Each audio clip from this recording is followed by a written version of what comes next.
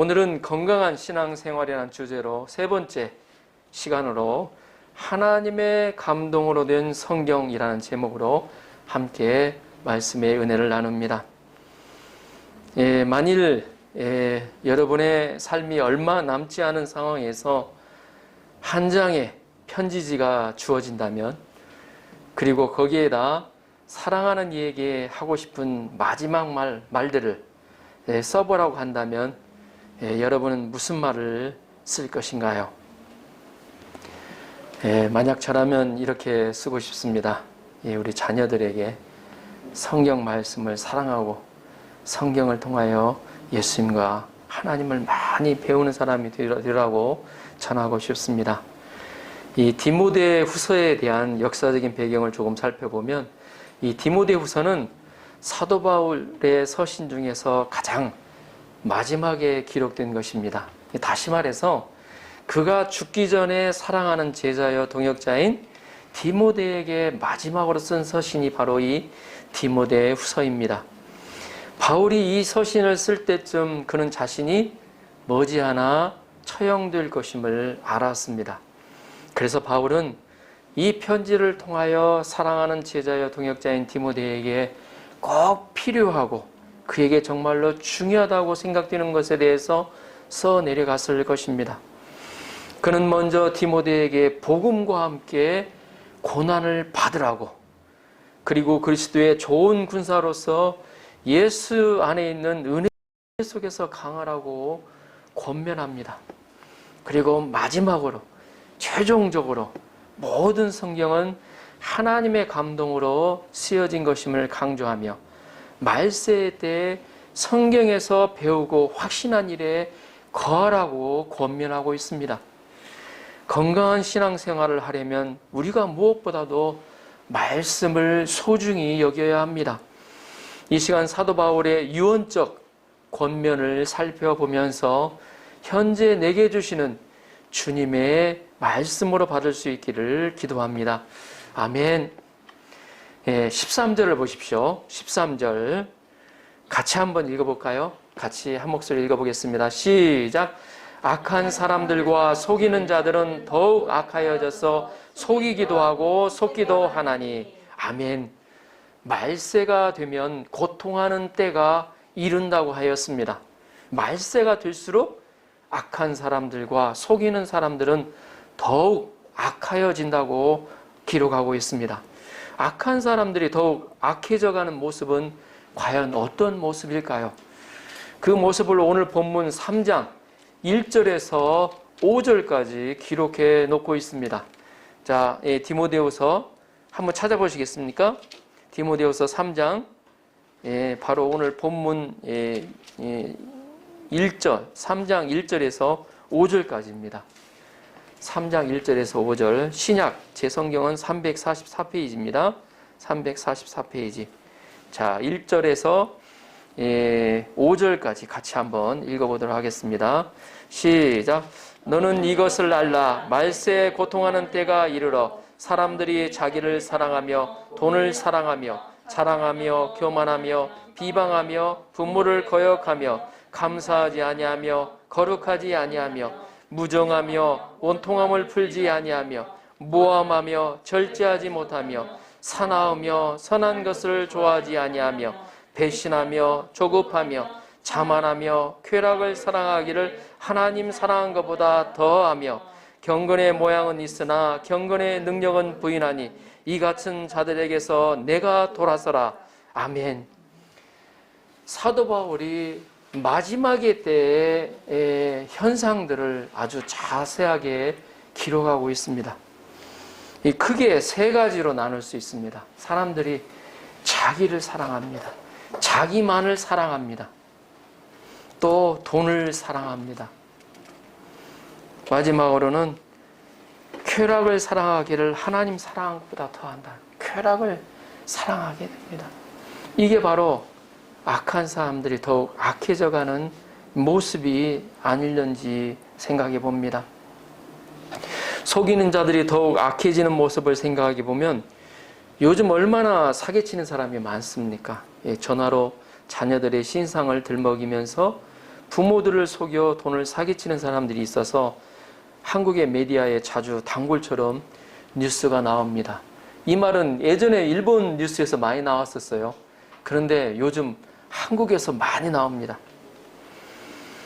그런데 이렇게 사기꾼만 속이는 것이 아니에요. 하나님이 없는 세계는 다 거짓됩니다. 하나님이 없는 세상의 왕은 사단이고 또 그 사단은 거짓말쟁이입니다. 다 사단에게 속한 자는 진실을 말하는 것 같으나 속은 것입니다. 과학적인 진리도 진리가 아닙니다. 뉴턴의 만유인력은 아인슈타인의 상대성 원리에 의해서 깨어졌습니다. 아인슈타인의 상대성 원리는 양자역학에 의해서 또 깨어졌습니다. 이념도 마찬가지예요. 공산주의는 한때 사람들에게 희망을 주는 빛이었습니다. 너무 어때요? 사상이 좋아가지고 다 어때요? 엘리트들이 빠져들어갔어요. 공산주의를 위해서 수많은 사람이 목숨을 버리고 또 수많은 사람을 죽였습니다. 그러나 시간이 지나면서 공산주의가 얼마나 사람을 불평등하고 하게 하고 게으르게 하는가 드러났습니다. 그러면 자본주의는 낫습니까? 자본주의도 마찬가지예요. 자본주의는 빈부격차를 만들고 환경 파괴와 인간 소유를 부추깁니다. 우리가 이런 논리를 절대시하다 보면 결국은 속는 것이 됩니다. 그러나 하나님을 믿는 사람은 하나님은 진리이기에 진실하게 살아야 합니다. 우리 믿는 자들은 자신의 행한 대로 받는다는 것을 알고 남을 속여서는 안 됩니다. 이 같은 자들에게서 사도 바울은 돌아서라고 단호하게 말하고 있습니다. 그러면 진실하게 사는 것은 어떻게 사는 것을 말합니까? 14절을 보십시오. 그러나 너는 배우고 확신한 일에 거하라. 너는 내가 누구에게서 배운 것을 알며. 사도 바울은 디모데에게 세상은 악해져 가더라도 점점 더 악해져 가더라도 너는 배우고 확신한 일에 거하라라고 말씀하고 있습니다. 여기서 배우고 확신한 일이라는 자신이 확신한 성경 말씀을 가리킵니다. 어떻게 사는 것이 제대로 사는 것인지, 어떠한 가치관을 가지고 사는 것이 인생다운 인생을 사는 것인지 배운 것을 말합니다. 배우고 확신한 말씀은 이미 배운 말씀을 더 깊이 확실하게 배우라는 것입니다. 성경 말씀을 배웠으면 그것을 체험하고 확신하기까지 묵상하라는 것입니다. 피상적으로 배우지만 말고 완전히 나의 것으로 소화하기까지 순종하라는 것입니다. 우리가 성경의 한 말씀에 확신을 했으면 그 말씀에 거해야 합니다. 거하라는 것은 여기서 계속 머무르다, 굳게 붙들다라는 뜻이 있습니다. 포도나무 가지의 비유가 나오죠. 포도나무 가지가 포도나무에 굳게 붙어 있는 것을 가리키고 있습니다. 환난, 핍박, 비바람이 불어올 때가 있습니다. 유혹과 의심의 벌레가 내 영혼을 갉아먹을 때도 있습니다. 이런 때일수록 기록된 성경 말씀을 굳게 붙들어야 한다는 것입니다. 우리가 사는 환경은 성경 말씀에 거하지 못하게 합니다. 우리 내면의 죄들이 성경의 말씀에 거하지 못하게 합니다. 또 바쁜 삶이 성경을 또 잊어버리게 합니다. 그래도 우리는 성경에 거해야 합니다. 거하라는 영어 성경에 보면 must continue in 이란 말씀으로 설명 나오고 있는데 must는 절대성을 가지라는 의미죠. 반드시 거해야 한다는 뜻으로 나오고 있습니다. 이를 보면 우리는 성경을 잘 배워야 함을 알 수가 있습니다. 우리가 잘 배우려면 겸손하게 성경을 접하고 또 겸손하게 듣고 배워야 합니다. 귀한 것이라고 생각한다면 우리의 시간도 투자하고 정성을 들여야 합니다. 한 예를 들면 어떤 사람들은 설교를 듣다 보면 전에 들었던 말씀이 또 나올 때가 있잖아요. 그때 여러분들은 어떻게 반응하시고 생각하십니까? 이런 생각이 들 때도 있잖아요. 전에 들은 말씀이잖아. 저 말씀 잘 아는데 하는 생각을 가질 수 있습니다. 그러면 그때부터 내 마음이 식상해져 갑니다. 더 이상 말씀이 들리지 않아요. 다 아는 말씀인데 뭘 또 들을 리가 있어. 예배 시간에 말씀을 들어도 헛생각만 하는 경우가 많습니다. 주님이 이 말씀을 통하여 하고 싶은 말씀이 있었는데 그것을 그냥 지나쳐 버릴 수가 있습니다. 그러면 어떻게 듣는 것이 바람직한 겸손한 자세일까요? 그때는 이 말씀을 다시 주신 것은 나에게 무엇인가 하실 말씀이 있지 않을까 하며 더욱 귀를 기울여야 한다는 것입니다. 주님은 나에게 무엇을 원하실까 하는 마음으로 간절하게 다가갈 때 내 안에 세미한 음성이 들리기 시작합니다. 우리는 항상 성경을 배우는 겸손한 자세를 가져야 합니다. 사단은 우리가 말씀의 절대성을 갖지 못하도록 우리에게 유혹합니다. 다음 주 사단에 대해서 저희가 말씀을 좀 나누긴 텐데, 사단은 죄는 어때요? 자꾸 타협하라고 합니다. 하나님의 말씀의 절대성을 부정하게 만들어요. 실제로 하나님은 창세기 2장에 보면 아담에게 내가 선악과를 먹는 날에는 반드시 죽을 것이라고 말씀하셨어요. 그런데 사단은 3장에서 어떻게 얘기를 합니까? 결코 죽지 않는다고 하나님의 말씀을 완전히 부정시켜 버렸습니다. 이 여자는 사단의 말을 듣고 선악과를 먹으면 죽을 수 있다고 하였습니다.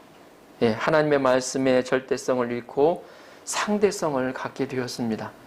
그러자 하나님의 말씀대로 살면 망할 것처럼 말합니다. 너 그렇게 살다가는 잘못 사는 거야. 그러겠네요. 오히려 말씀을 떠나서 살면 내가 하나님이 되고 행복할 것처럼 유혹합니다. 그러나 하나님의 말씀의 상대성을 갖고 죄와 타협하면서 여자는 타락하고 말았습니다. 은혜의 세계에서 벗어나게 되었고 하나님의 보호를 잃고 하나님의 축복을 잃어버렸습니다. 하나님 나라에서 쫓겨나 저주와 질병과 가난이 있는 이 세상에서 살게 되었습니다. 그래서 우리는 말씀에 거하기 위해서 고집을 부려야 합니다. 그러면 우리가 성경 말씀에 거해야 하는 이유가 무엇입니까? 첫째, 성경은 우리에게 구원에 이르는 지혜를 가르쳐 주기 때문입니다. 15절을 보십시오. 15절 같이 한번 읽어보겠습니다. 15절 시작. 또 어려서부터 성경을 알았나니 성경은 능히 너로 하여금 그리스도 예수 안에 있는 믿음으로 말미암아 구원에 이르는 지혜가 있게 하느니라. 아멘. 유대인들은 어려서부터 성경을 가르칩니다. 그래서 말하기 시작할 때는 하나님을 먼저 부르도록 한다고 합니다. 우리는 대개 보면 이렇게 이제 자식 이제 키워보시면 아시겠지만 제일 먼저 아빠든지 마마든지 엄마든지 하는 게 말을 하는 것을 굉장히 듣고 기뻐하잖아요. 아, 말했다 해가지고 기뻐하는데 유대인들은 하나님의 이름을 기억하도록 먼저 가르친다고 합니다. 그만큼 중요하게 다루고 있다는 것입니다.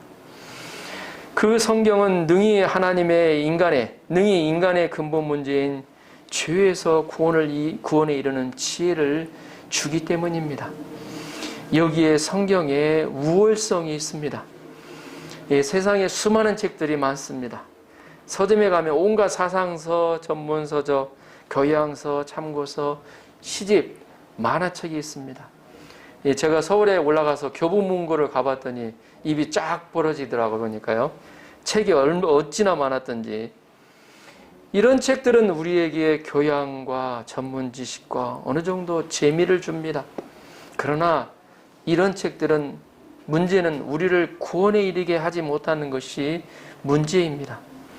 아무리 성인 군자가 베스트셀러가 쓴 책이라 할지라도 죄와 죽음으로부터 구원해 주지 못한다는 것입니다. 그러나 성경에는 우리를 능히 하나님의 나라로 인도하는 구원에 이르게 하는 지혜가 있다는 것입니다. 구원이 바로 영생이요 하나님 나라입니다. 사도 요한도 요한복음을 기록한 목적이 영생을 주기 위해서라고 했습니다. 지금 하나님 나라를 누리고 지금도 살아계셔서 역사하시는 일하시는 하나님을 체험하며 살아가는 것입니다. 이런 하나님의 나라를 누리지 못하게 하는 것이 있습니다. 그것은 바로 죄입니다. 환경이나 조건이나 다른 사람이 문제가 아니에요. 내 속에 죄가 문제입니다. 근본적으로 사람마다 인생 문제가 각기 있습니다. 그렇지만 가장 심각한 문제는 내 안에 있는 죄의 문제입니다. 많은 사람들이 물질의 풍요로움을 누리며 살아갑니다. 그러나 마음에는 어때요? 안식과 평강이 없습니다.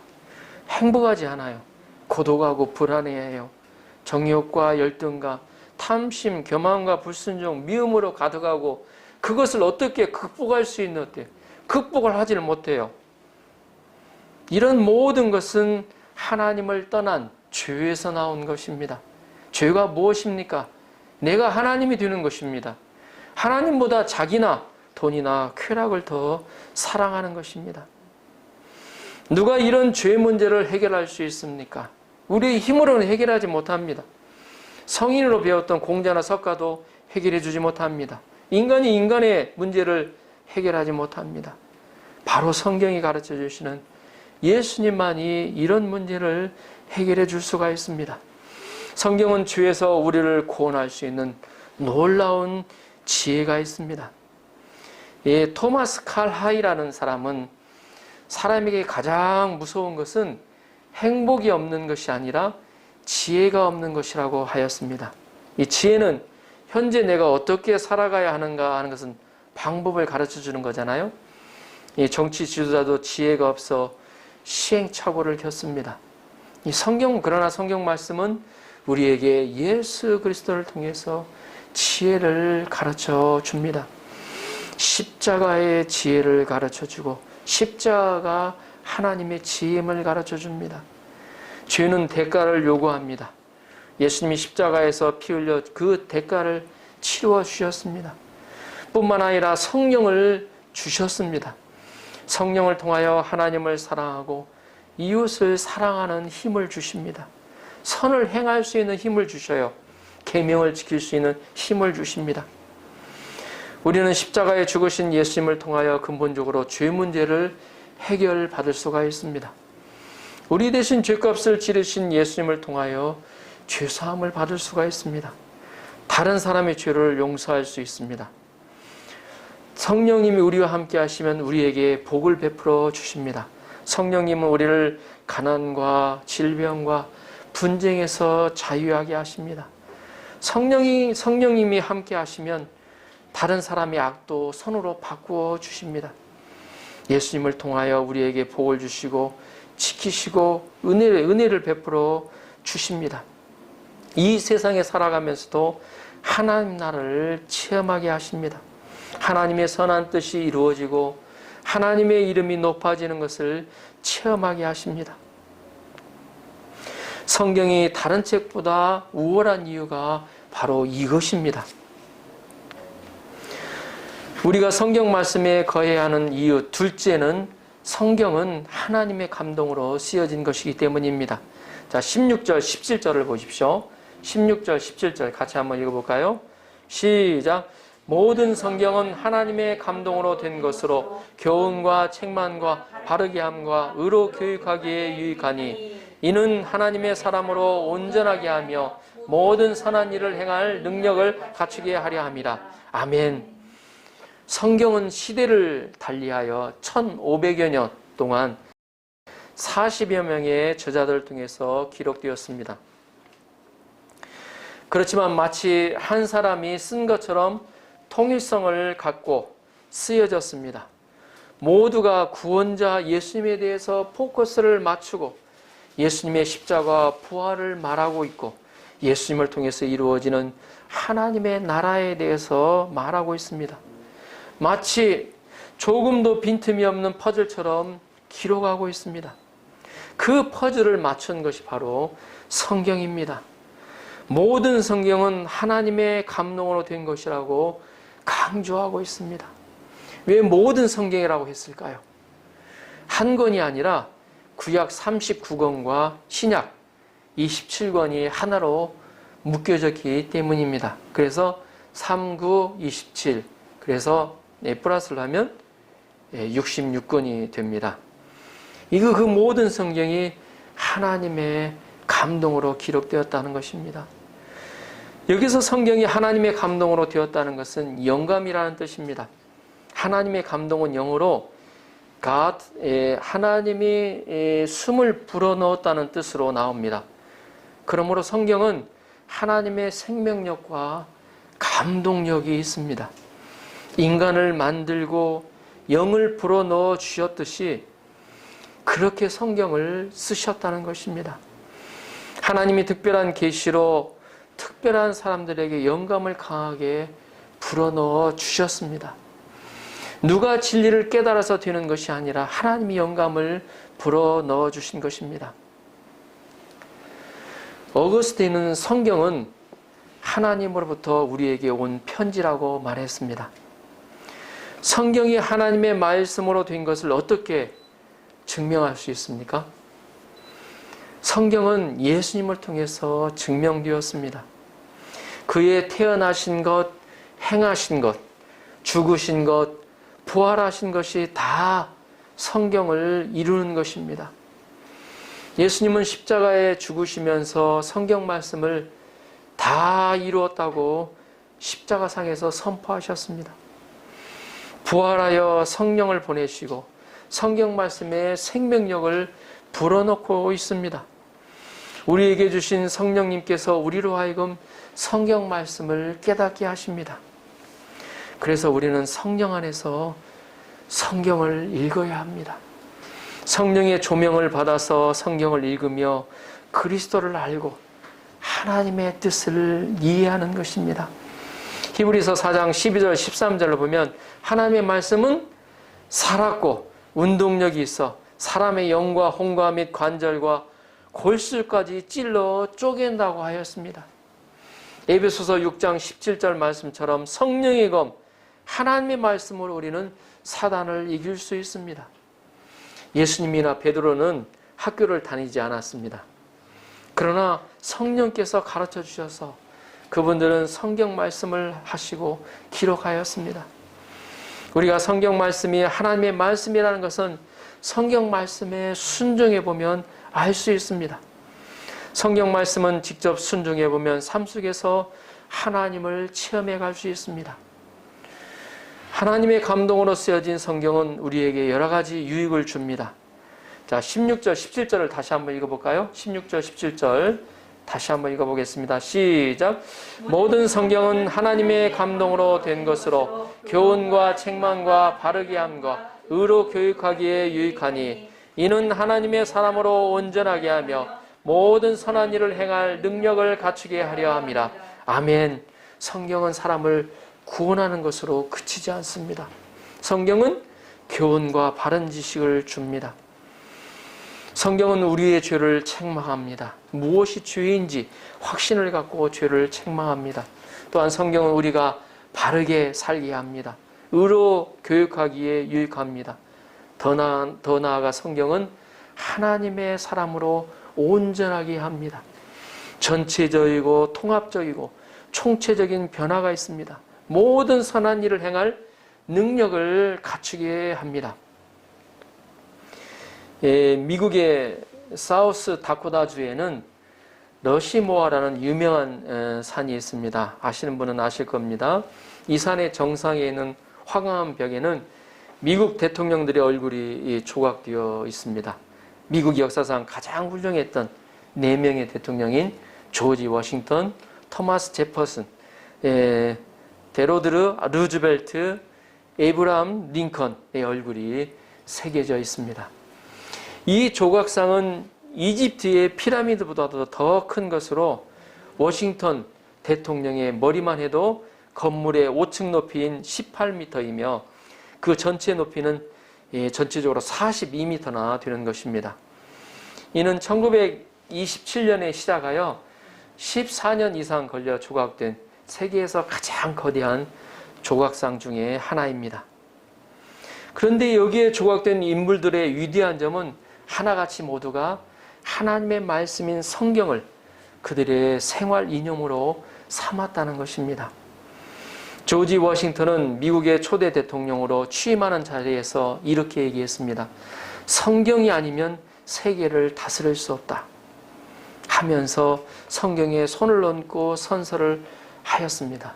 이것이 지금까지도 대통령 선서할 때는 항상 성경 위에 손을 얹고 선서를 하잖아요. 토마스 제퍼슨은 미국 독립선언서의 작성자로서 미 합중국은 성경을 반석으로 삼아 서 있다라고 강조하였습니다. 에이브라함 링컨은 가난하여 제대로 학교 교육을 받지 못했으나 언제나 성경을 그의 곁에 두고 부지런히 읽고 그 말씀대로 살려고 힘을 썼으며 대통령이 된 뒤에도 그는 집무하는 책상 위에는 늘 성경을 두고 읽었다고 하였습니다. 그는 이렇게 얘기했습니다. 성경은 하나님께서 인간에게 주신 가장 좋은 선물이라고 말하였습니다.